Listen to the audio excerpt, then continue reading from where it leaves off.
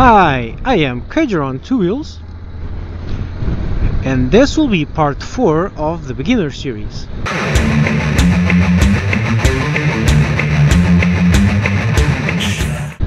So now you know how to control your bike. Last part is how to actually ride your bike on the road. Hopefully your riding instructor will teach you this, but here's a few pointers he may or may not tell you. Or if he does, repetition is never bad. First things, there's a reason why the codes, the highway code or whatever it's called in your country, and the instructor are so nitpicky about indicators. That's because they are actually quite important. Rule number 1 of being on the road is that you must be predictable. Everyone around you should know what you are about to do. If you suddenly decide, I don't like this lane, let's go like this, you had better not do like I did, which was no indicator. You indicate first and then you turn. You know how annoying it is when you're riding along and the car just changes lanes without indicating and scares the crap out of you? Well, how about you don't do that? That's rule number 1, 2, 3 and 4 all in one. Predictable, predictable, predictable, indicators, indicators, indicators. That's also one I routinely fuck up. Okay, so another one. This is going to be a bit fragmented because I'm going to keep cutting onto other stuff I want to show you. Always do a Lifesaver whenever you change lanes, because something might have just popped up over your shoulder and you didn't get to see it. Plus, you're on a bike, which makes looking over your shoulder much easier than on the car. Always check.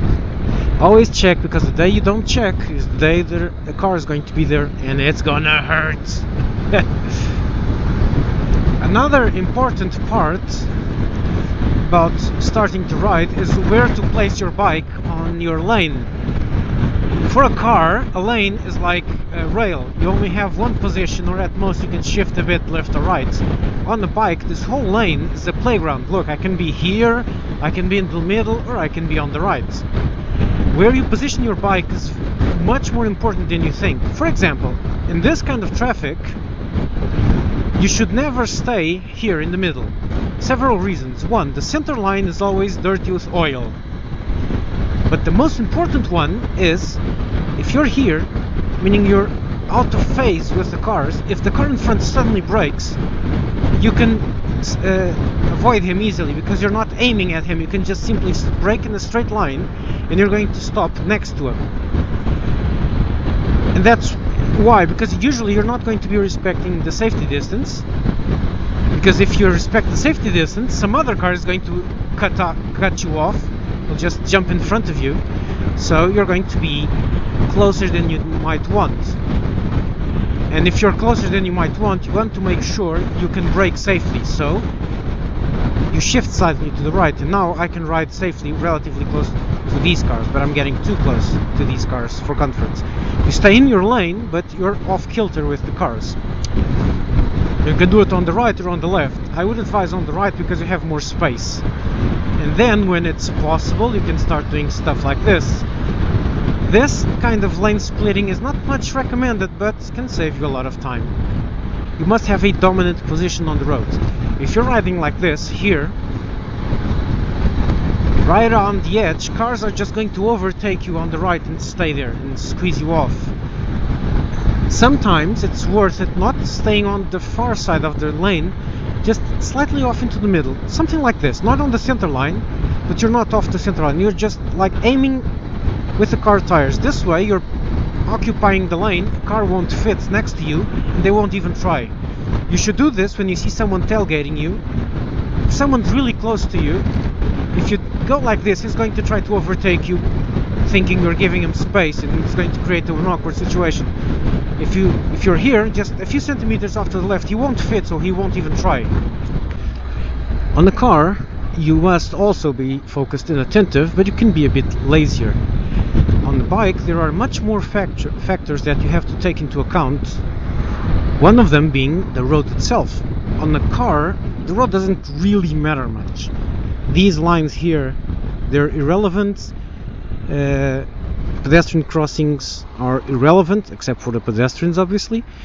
Holes on the ground are just minor annoyances. Manhole covers are irrelevant, but on a bike, none of that is irrelevant, and all of that matters.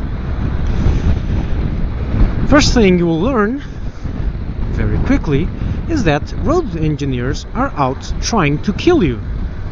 You will find everything where it shouldn't be. You will find manhole covers in bends, as here, for example, there's a very cool habit of having double manhole covers side by side in the middle of the road in the bends. So you're trying to do a turn fast, and suddenly there's a very slick and wet manhole cover in the middle of a turn, and you have nowhere to go. Holes on the ground can make you fall. Changes in surface, you have to read the asphalt. You have to look to see if there's any oil on the road, if there's any diesel on the road. You have to read the road. That's one thing you must be very attentive about. Someone's honking. It's not me, is it? No, I'm cool. Another thing, you have to anticipate what other guys are going to do. You must remember that for all intents and purposes you are invisible. They're not looking at you. This guy did not see me, for example. I know he did not see me because I was looking into the car and I could not see his face. And if I could not see his face, he was very likely unable to see me. I could not see his face because I was completely hidden by the pillar, the door pillar on his car. And remember that cars usually jump in front of you because they actually do not see you. You can very easily be hidden by the pillar, or because you're riding a black bike with black gear and a black helmet, and you will be goddamn camouflaged against the background. So you must know what they are going to do before they actually know they're going to do that. As with cars, you don't react to this guy, you react to the red light over there, because you know he's going to stop. It's a game I started playing even when I was still driving my car. I used to play that game with my wife. I was on the highway and I was saying, okay, that one is going to change lanes to the right, that one's going to brake now, just as a game. And it pays off to practice this. Know what the cars are going to do, where they're going to go, before they themselves know. Double manhole covers, holes everywhere, double manhole covers, slippery pedestrian crossing, manhole cover, holes, blind bend, new tarmac that is slippery as fuck. The amount of stuff you have to quickly process is a lot, so you should look as much in front of you as you can, not here. It's very usual to look here. No, don't look here. Just look beyond that Audi in front of me. See? Double manhole, triple manhole cover. Another manhole cover. Where am I going to go here to avoid the manhole cover in the rain? I'm not. I'm going to go over it. And if it's in the bend, as it usually, look, triple manhole cover. How am I supposed to avoid this in the rain? Simple. You go slowly so you don't slip. It's just that simple. You simply have to go more slowly. Another double manhole cover. This roundabout I love. Look, left, right, and then there's a big square manhole cover smack in the middle of the turn, and that thing is slippery as, I don't know, a horse cunt. It's incredibly slippery in the wet. That might have been a bad analogy, and you know fully well why that was a bad analogy, and I am sorry. It won't happen again. I don't promise.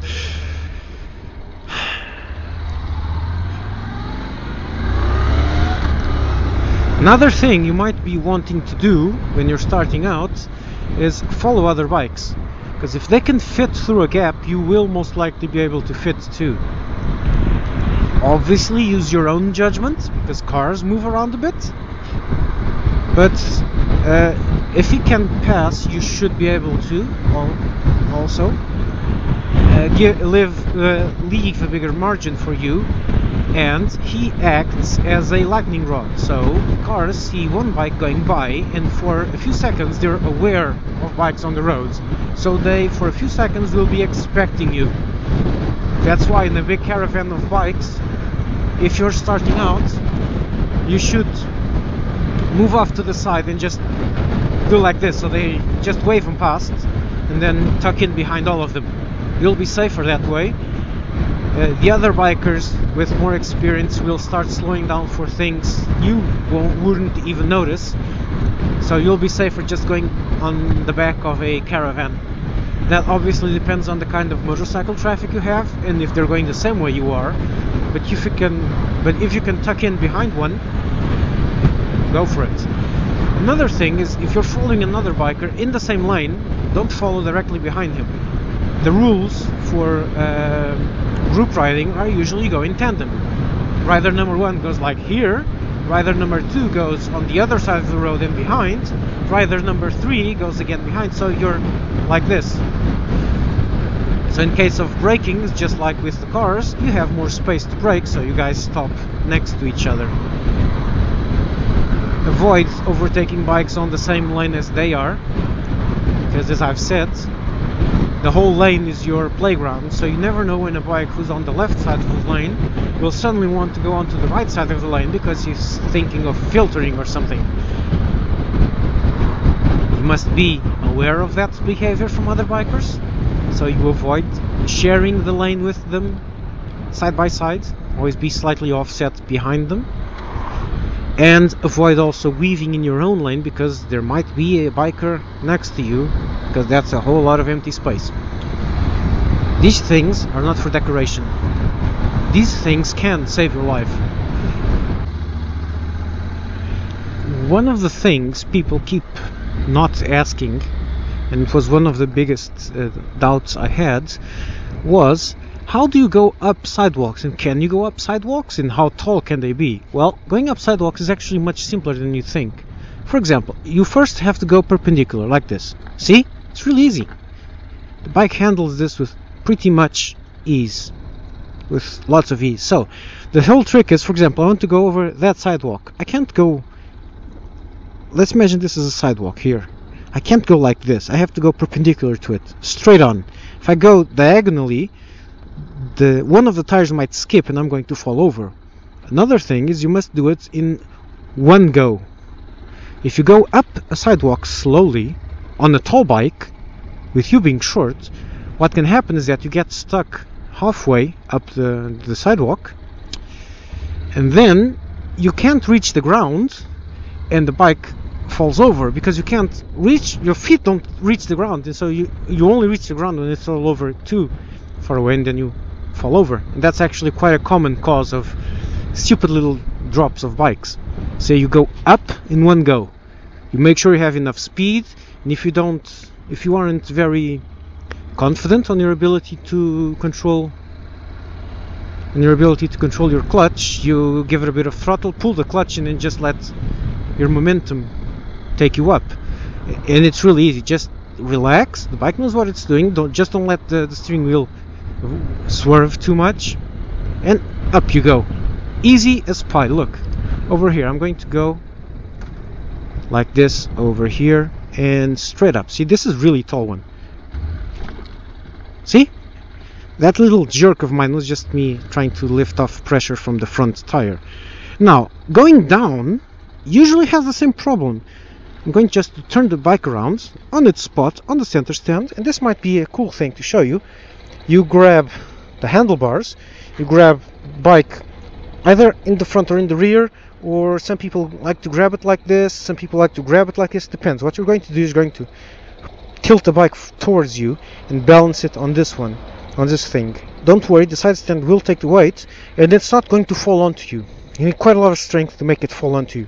You just grab, tilt, and then balance it, and then you turn it around like this. Now, getting down you can do it slightly diagonally, like I'm going to do.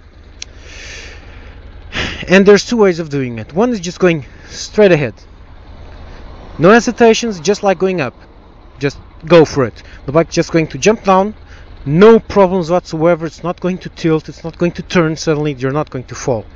The other way, which is usually what makes people fall, it's very slowly and hesitantly. Thing is, you must be sure that you can always reach the ground. Usually people just go, stop in the middle, and then they can't reach the ground and fall over. So slowly it works like this.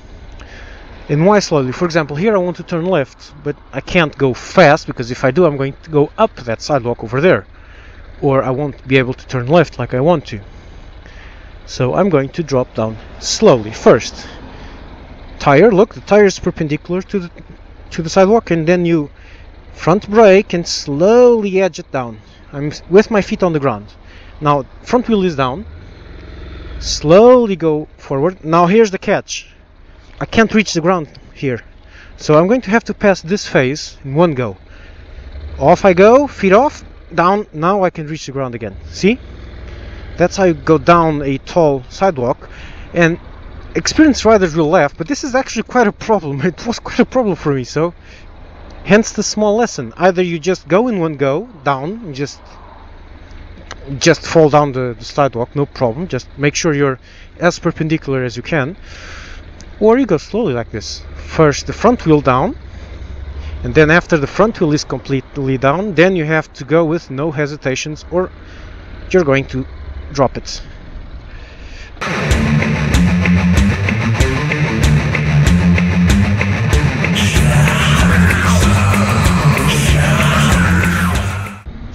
And let's talk about the future of the channel.